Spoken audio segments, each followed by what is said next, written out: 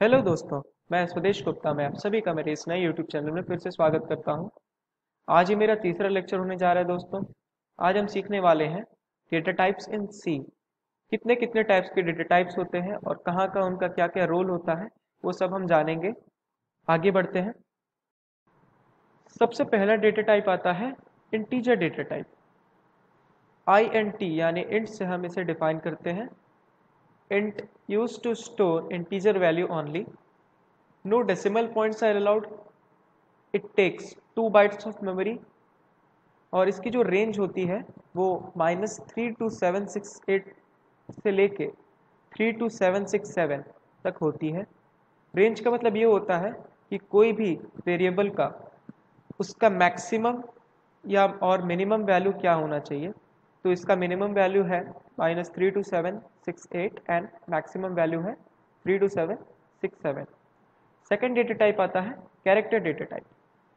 Character used to store single character only. It occupies 1 byte of memory. इसकी जो range होती है वो होती है -128 टू 127। थर्ड डेटा टाइप आता है float data type. Float use to store float pointer. It occupies 4 byte of memory. इसकी जो रेंज है वो होती है -3.4 ई 38 टू 3.4 ई 38। तो फिर से हम एक बार इसे देख लेते हैं। तो सबसे पहला डेटा टाइप है वो है इंटीजर। ये सिर्फ इंटीजर वैल्यू ही लेगा, इसमें कोई भी डेसिमल पॉइंट्स नहीं होने चाहिए। सेकंड आता है कैरेक्टर। ये सिर्फ और सिर्फ सिंगल कैरेक्टर वैल्यू लेगा और इसकी मेमोरी एलोकेशन होती है 1 बाइट और इसकी होती है 2 बाइट्स। और थर्ड आता है फ्लोट। जो भी डेसिमल और फ्रैक्शन वैल्यूज़ हैं वो सारे के सारे ये लेगा, ठीक है। और इसकी मेमोरी एलोकेशन होती है 4 बाइट, ठीक है। तो ये रहा दोस्तों डेटा टाइप्स। अगला जो टॉपिक है वो बहुत ही इम्पोर्टेंट होने वाला है, फॉर्मेट स्पेसिफायर। तो फॉर्मेट स्पेसिफायर क्या है? Format specifier are used for data types of variables. अगर कोई भी हम वेरिएबल डिफाइन करते हैं डेटा टाइप्स के थ्रू, तो अगर हमें यूज़र से इनपुट मांगना होता है तो हम फॉर्मेट स्पेसिफायर की मदद लेते हैं। जैसे कुछ फॉर्मेट स्पेसिफायर्स आप स्क्रीन पर देख सकते हैं।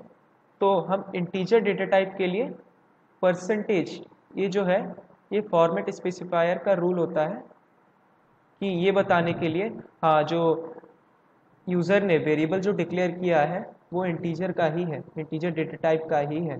तो इसीलिए %d इज़ फॉर इंटीजर।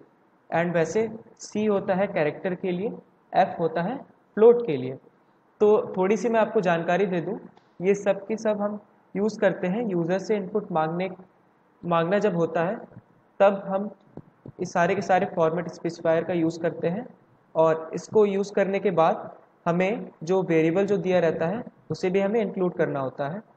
तो ये सारी चीज़ें हम स्कैनएफ नाम का एक स्टेटमेंट होता है सी में, तो हम उसी की सहायता से ये करते हैं। हम आगे आने वाले वीडियोस में देखेंगे कि ये सब चीज़ें कैसे इस्तेमाल होंगी, क्योंकि हमने अभी तक प्रोग्रामिंग स्टार्ट नहीं की है। तो ये सब हो गया बेसिक सा डेफिनेशन और इसके कुछ टाइप्स। अगला जो टॉपिक है वो है टाइप क्वालिफायर्स।